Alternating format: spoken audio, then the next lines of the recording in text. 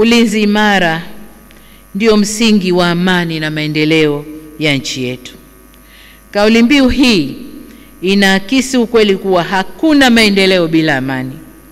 Sasa Jeshi la Wananchi wa Tanzania, kiwa chombo muhimu cha ulinzi wa ndani na nje ya nchi, linategemewa kuendeleza usalama na amani ili wananchi waweze kushiriki kikamilifu katika shughuli za maendeleo.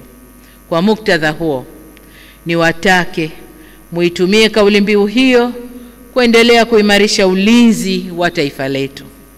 Wito wangu kwenu, msikubali jeshi letu kuchafuka.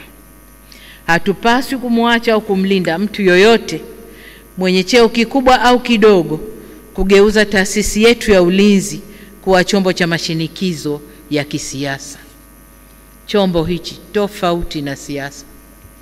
Hiki chombo, iwe kuna CCM kwenye serikali, kuwe kuna Chadema, kuwe kuna chama gani, hiki chombo kipo tu kwa ajili ya kulinda nchi na wananchi wa nchi hii. Kwa hiyo siasa na chombo hiki ni tofauti.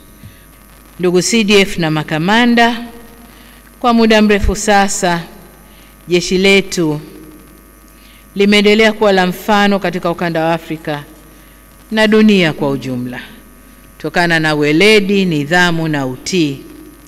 Ili kuendelea kuwa jeshi imara na la mfano, ni muhimu kuwekeza katika mafunzo na mazoezi yanayoendana na matishio ya kisasa na matumizi ya teknolojia mpya. Nisisitize pia kwamba sambamba na kuwekeza katika mafunzo na mazoezi ya kijeshi, ushirikiano na vyombo vingine vya ulinzi na usalama ni muhimu katika kudhibiti matishio ya kiusalama, ikiwemo yale ya kiugaidi. Kila chombo kina majukumu yake, lakini dhima kuu ni ulinzi wa uhuru wetu, mamlaka na heshima ya nchi yetu. Kwa wanawake wanaendelea kuthibitisha uwezo katika maeneo mbalimbali ya kijeshi.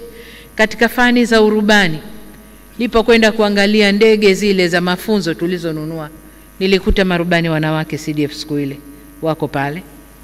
Lakini pia wako kwenye fani za uhandisi, udaktari na maeneo mengine ya kiteknolojia ambayo haitaki maguvu na misuli mikubwa, lakini inataka brain iliyotulia na kufanya hiyo kazi kwa utulivu zaidi.